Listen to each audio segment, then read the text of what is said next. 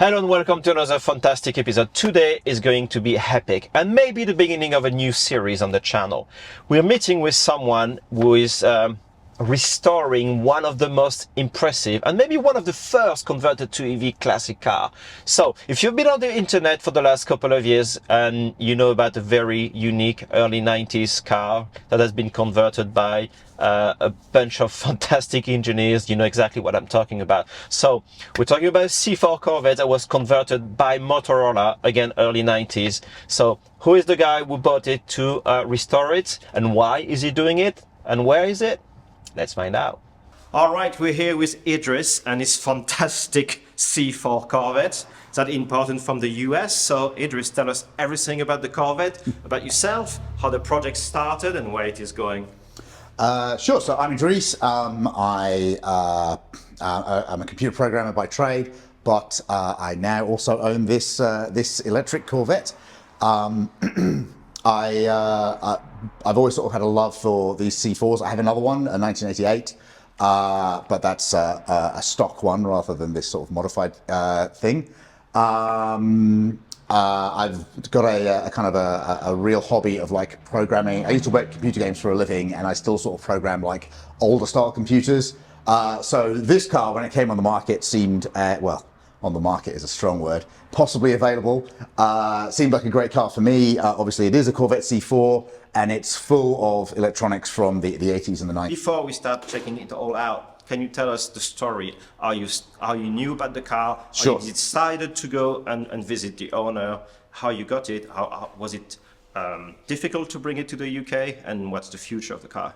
Fair enough. Yes. So I first learned about this car, I think, like a lot of people, through this article on The Drive. I saw that in September 2022. So, yeah, we need to give a shout out to Kevin Williams, who found the car, wrote 3 pieces about the whole history, and he did a fantastic job. And that's how I knew about the car about 2 years ago. And then all of a sudden, the car is in the UK. So that's a very short way to resume the story, but I'll let you crack on. Yeah, it wasn't all of a sudden, I tell you that. Yeah, so I read the first article. Obviously, Kevin did one article that was sort of quite shallow on details, and then he did this fantastic 3-part afterwards. I have to say, I bought the car before I read the 3-part story, so there was a lot of like unknown in the transaction, shall we say. So yeah, I saw the car in September. I was a bit skeptical it was real, if I'm totally honest, because, you know, it just seemed like such an amazing and fun story, but also like maybe not true. Yeah. It was pretty hard to get in touch with the seller. I sort of like had a few conversations with him, but at the time they were trying to auction it in the US, and obviously I was over here. But I travelled to the US for work quite regularly anyway, so. On one trip, when I booked it, I called up Jeremy and I said, like, hey, shall I come back via Chicago and have a look at the car? And they still had it, so they said, sure. So yeah, I stopped off one day in Chicago and I drove up and saw the car, and you only had to be with it for like really 30 seconds to realize that the story was true and it was not some sort of, you know, concoction. There's a ton of paperwork over there we can talk about later maybe. But and you know, you can see it in here. It's got the logo. Some of the engineering is like very obviously bespoke. So yeah, I had a chat with Jeremy, and a fairly protracted negotiation process took place before we agreed on a price. Yeah, then I bought it. It was not straightforward to get it over here. Obviously, you know, the last Corvette I brought over was quite easy because that was before the pandemic and shipping was very easy. This one took quite a while to get over.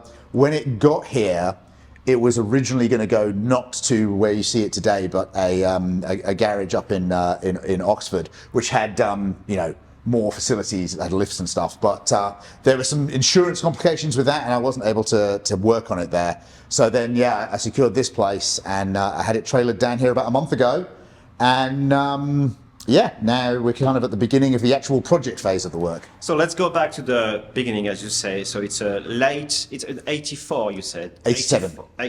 87 Corvette. Was it converted right away? Was it what? Was it a brand new car when it was converted? No.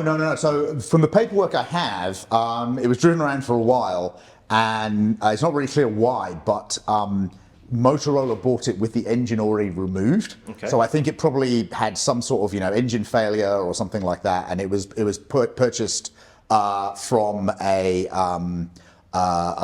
race parts company in Arizona, I believe. So perfect candidate for Motorola. Absolutely, absolutely. So yeah, Motorola bought it, and then they did this. All right. So what we need to mention from the beginning, it was not just Motorola doing it. It was a few engineers doing this after hours and during weekends without even the management knowing about the whole project. There was an amount of clandestineness to it, I believe, yes. So it's skunk work type of thing. And not only they built it, but they were building also another car on the side, a race car, which they use, and they actually beat other companies like Toyota and GM. So the race car version of the Corvette was much better than any other vehicle built back then. And we don't really know where those cars are, but obviously the Corvette is here, so let's dig into it. Well, we know a little bit about those cars. So they built 4 cars, I believe: the EX11, the 12, this car, and a truck. A C10. Now the truck, this one, and the EX12 all have the same engine, which is actually called the EX12 engine. The EX11, I believe, they're still doing something with that, I think. Okay. So yeah, maybe there's a follow-up story to be had there. But yeah, we're focusing on this one today, as you say. Going back to the motor, it's a General Electric DC motor, and they modified it. So I'm not sure, really. I don't have much information about it. We haven't actually got up and had a look at the motor yet. Yeah. What I am aware of is that there's not many spares. Yeah. So this is the car. I think in some of the kind of like other press appearances and stuff, it's had these covers over the batteries. You can see there, high voltage. All that right. came off there. So yeah, I've got those out, and we're starting to take these old batteries out. These old batteries, when the car arrived, were still pushing 4.6 volts, which I thought was pretty impressive, given it's at least 20 years, I would say, since they've been charged. Check the dates on the batteries in the back, and they're actually from the 90s. Yes. So the front one may have been replaced, but the back ones are the original ones. Yeah. I would say so. Yes. We have the setup here. I don't know what everything does here yet. Obviously, these batteries. There's some heating equipment here, which I think is to stop the batteries getting too cold. Some high voltage system, yeah. Yes. I mean, there's a lot of high voltage cables which are not orange, so there's there's some things to worry about there. This is the master disconnect, so you can see here that that plugs in the other way around, I think. Actually, but that plugs in here, and it's connected by this wire to something in there. So if there is any problems, there's actually a handle under the hood that you can pull, and it just disconnects the emergency disconnect. Yeah, I would say so. Yes. What do we have over there? These, I believe, are inductors. I'm told that there are 3. I've only located 2. Okay. One is needed for, so it's a 3-phase motor, and one is needed for each phase, and it basically sort of like stabilizes the power as it goes through. They're obviously quite heavy, so they couldn't all be put in one place together. Okay. So maybe the 3rd one is missing, but I hope I find it here somewhere after some more digging. And on the opposite side, we've got is it the vacuum pump for the braking system? I believe so. Yes. I mean, it is definitely a pump, and it connects into the braking system. So I think that's a fair bet. System, and then the main ECU. Well, it wouldn't be your ECU, but what do we have here? So the motor controller is in 2 pieces. One piece is here, and this is kind of mostly analog electronics, and it's a mixture of low voltage and high voltage. We can see we've got these big capacitors over here, which are, again, I suspect that there is one for each phase, although I haven't actually traced all this wiring yet, so I don't really know. This board over here, as far as I can tell, has lower voltage associated with it, and it's over here there are some fiber optics which are unfortunately damaged, and I'm getting some new ones, but those kind of like go from the low voltage system to controlling the high voltage aspects. All right. So we're here also with Chris from Felton. Chris has been helping Idris with the training of the high voltage and also, troubleshooting some issues. yes, Chris has been very helpful. Getting involved. So yeah, we've got this. Obviously, it's a soft top. Soft top comes up and down, but excuse the debris. This is kind of the other half of the motor controller. So this is the kind of digital piece. We can open it up here and have a look. So this board here, I think, is custom. I don't really know very much about this piece right now. This is a Motorola 68000. It's an off-the-shelf piece. This is sold as a development board. So it's for, like, you wouldn't put it into a production car. You'd use it to kind of like debug this, and then you'd have a similar production version that would go into a production car. Obviously, very helpful for me that they've got the development version in here, because that means that there's a lot of programming, there's tons of debugging and stuff that can, in theory, be done. Also interesting here, we have two EEPROMs here, which actually have software build numbers on them, if you look. 1st of the 9th, 1995. Probably that's American date, and it's actually 9th of January, 1995. So that's the actual software build, when that was burnt onto this particular EEPROM. The system here is pretty interesting. So it's got the 68000 main chip there. And then, I don't know if you bring the camera to look this way, you can see it's got two kind of like ports here for actually being connected to a computer. Yep. This one here is a parallel port for debugging, and this one is a serial port which can be used for sort of telemetry and stuff like that. The intention is that would be connected to this unit here, which is a radio modem. This particular model was used in the Mars rover, apparently. But in this case, it would have been obviously connected by cable to there, and that would send you telemetry about kind of like the mode that the motor is in, how much RPM it's doing, the level of power, state of health, things like that. So you would need a FM receiver and a laptop or a computer connected to it to figure things out? Well, this is also a receiver, so it would be a second of those, apparently.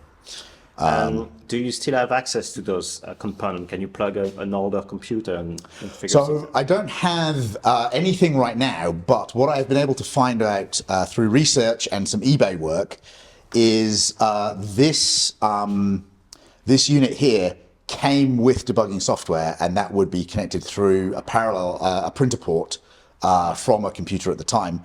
I found on eBay last week one of these boards shrink wrapped with the manual and all of the software. So that is on its way to me right now. The software comes on 5 1/4 inch floppies. So probably for Christmas, I'm going to ask for a computer from the 90s and set it up probably in that corner over there. And that will hopefully let me, connect up to this one. Also, having a spare board, I think I might try and not break that one for a bit before I mess with the one that's actually fitted here. But so the intention is really to sort of get into the logic there and see, what can be modified, what can be changed.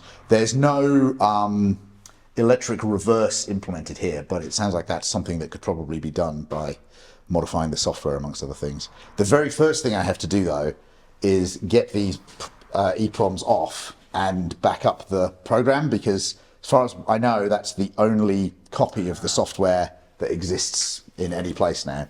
All right, that brings us to the back of the car. Yes. The second battery pack. Yes, so just today we have been able to get the back of the car off. There's obviously 6 batteries in the front, and from the paperwork I've always known there's 8 in the back. But we can see them now. So let's get this rear piece of the car off. So you can see here, these are the 8 unbranded batteries as far as we can see. Well, not only they are unbranded, but they are special test batteries.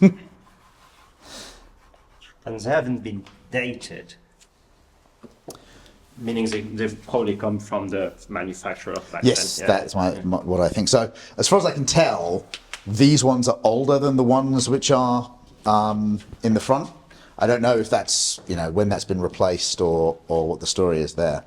But between the 14 of them, they got 4.6 volts as recently as last week. Yeah, So not enough to move this, but the plan is to obviously replace those lead acid batteries. Yes, that's absolutely That's the plan. next step. And Yeah. as soon as it moves, the car moves, you can then register it and then go deeper into the restoration. Yeah, so assuming that we put these new batteries in and this car moves, it's not ready to go to MOT yet because obviously it's a US car and it won't get past MOT immediately.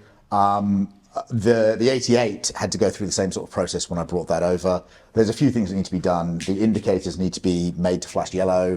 The timing of them needs to be changed to match British regulations, and there's some modifications that have to be done to the headlights as well. But hopefully, if we put new batteries in and it runs, I know a chap who can do the modification to the lights, and there's a little bit of rust to be dealt with as well. But then I think it should be able to get past MOT, hopefully. So this was stored in a warehouse, so it was away from the rain and Yes. potentially snow. And that's, I guess that's the plan also in the UK to keep it undercover. Yes, yes. So what's the next step? How soon can you replace the batteries? Well, I mean, now we've got this back off, we're going to have to measure this up, and then I've got sort of 2 or 3 candidates for replacements, which I think I need to sort of like go through and find out exactly which ones will fit and what's the kind of best kind of space versus weight trade-off. Obviously, I'll get those ordered and put them in. I haven't looked under the car very much yet, but there is definitely some damage there that needs to be dealt with as well. This is a convertible, so they have a cross brace at the bottom because the body is very flexible. This one's is quite damaged, and that's going to need to be replaced. As I What say, we haven't mentioned is all the batteries in the system added about 700 pounds to the car. So the chassis may have, the structure may have suffered from the weight. that's definitely possible as well. Apart from the cross brace, everything sort of to my untrained eye looks fairly solid. But yeah, obviously the tyres are a total write-off as well. Those are going to need to be sorted out. The biggest unknown right now is, I guess, what else we'll find once we have it up on a lift. So I wanted to have Chris in the video also because I understand he helped you significantly in your high voltage training. And He did. He's to very be modest. fair, No. you knew the basics about electricity and so on, but you didn't have any training on EV, high voltage systems. And you bought a 40-year-old electric Corvette, so you need some help. So what did you guys do? I went down to Felton, 2 months ago now, probably? And the beauty of it was just the two of us. Yes. So we were able to have an immersive conversation and just focus on what this could or couldn't be, or what it was or wasn't. We didn't know. I was aware of it only because of Idris. So we didn't really know. I didn't really know what he needed to know. Yeah. So I tried to cover as much as possible so that we had all the bases. And one of the first things I did when I walked in here was we had the MSD out. I thought I'd check, pack voltage. 4.1. 4.6. Yeah. So knowing a silly thing like that, we now know that we're dealing with nothing that's dangerous yet. So I understand you will give him a hand throughout. Well, I don't live far away, and Idris has kindly allowed for me to come and get involved, which is really cool. Fantastic, yeah. Allowed/begged. Well, I begged you, or you begged me.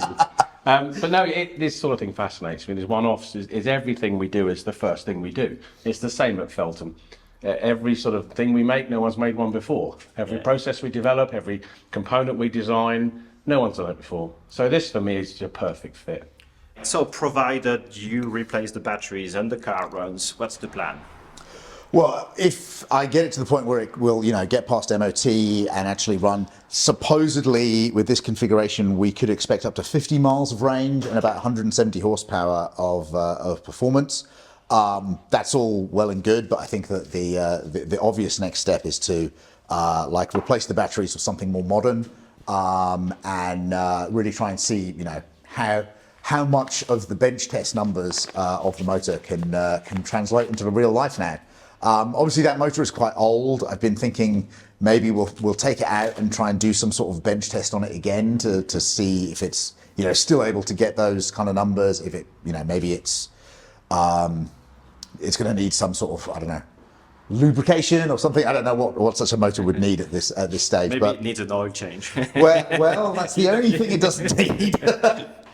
But yeah, basically, step one is going to be to try and get it past MOT, and step two is going to be to try and give the motor the battery I think that it always deserved, really. Yeah. So the first option is obviously replace all the 12-volt batteries. Yeah. That's not a cheap option, but probably the cheapest. Yes, it is. Yeah. I mean, we looked at a lithium-ion replacement pack and all the required components to make it function, to make it safe, to make it charge. And it was an option, but we put it on paper and it came out horribly expensive, didn't it? So it may be something for the future, because all we need is voltage. And these obviously won't behave in the same way a lithium-ion pack would. But it would be lighter. Yeah. And it would go a lot further. But the cost and the lack of work required to make it move initially, how it originally did, I think we very soon hit upon that, didn't we, when we were talking about it? It was a case of, well, it's a no-brainer. We'll just put a load of lead acids in it. We've still got high voltage to worry about, so the safety element is still there, but it will then move. So then we can plan. And it keeps it original for the time being. Well, that was also, you were keen on that. That was clear. You were keen to leave as was. Yeah. Yeah, I mean, for me, these batteries, they're not special, right? Like, I know they've got test labels on them, but like, there are millions of these in the world. Yeah, they're just there. The motor over there is, maybe one of three, but probably even is not exactly the same as the other two, right? And so that is the part that I'm very interested in sort of preserving: the motor, the controller, all of this thing that was like, very incredible and one of a kind, very bespoke work. The batteries, I think, the path of least resistance right now is to go with something that's the modern equivalent of what's in there already. I think that will be a lot easier to get sort of MOT'd and on the road and all those kind of things, because if we are going to put a bigger battery pack, a smaller but more powerful battery pack in, probably there needs to be some sort of chassis modification, and that makes registration difficult. My gut feeling is the whole thing would fit in the back if we did lithium ion. Maybe. I don't know. Maybe. So there's a lot of measuring we need to do. Once this dries, what's the plan? Is it going to stay in your collection? Is it going to go to shows throughout the UK and potentially Europe? Is it going back to the US? I don't know that there's a particularly big plan right now. Obviously, I like the idea that I have a collection of Corvettes now, actually. Obviously, it's going to stay with me in some form. I do shows for the 88 already with the Corvette Club, but maybe this is not just a Corvette in some ways. It's also a historical EV. So yeah, definitely there'll be some appearances at shows. I think if it can get to the point where it moves, I think it would be a great shame not to move it to places. Imagine driving this to Bowling Green and showing it to the GM guys. I mean, well, I don't know, those guys are purists, maybe. Yeah. They'll say, "What have you done to it?" We have a few places we could certainly. The SMMT showroom in London. Can you imagine this in the middle of London for a couple of weeks? Yeah. In their showroom, that would be. Well, the good thing is this could drive in London, whereas more modern cars could not. But because this is electric, it could drive in London. So that would be fantastic. I'm not sure. We'll see. We'll see about the legislation on that. So yeah, we look forward to see where this takes you, and maybe catch up in a few months. Yeah, that'd be great. And thank you very much. Thank you. So here we go. I look forward to coming back and maybe drive the Corvette when Idris has installed the new lead-acid batteries back into the Corvette. So thank you again to Idris and Chris for welcoming us and spending time with us. That's going to be quite something. I feel like it could be the first episode of a series covering the new lease of life of the Corvette. So if you like what you saw and you want to see more, just let us know. Drop us a like, please. And more importantly, if you've been involved in one way or another with the build of this car, or maybe your parents were involved with the build of these cars. Again, we're talking about the early 90s, so who knows who worked there. And I know Idris is in touch with a couple of people and companies, but there's still a lot to learn from this build. And remember, being the very first proper, professionally performed conversion to electric, I really look forward to covering this way deeper than we've done today. So again, expect us to come back and taking for a spin.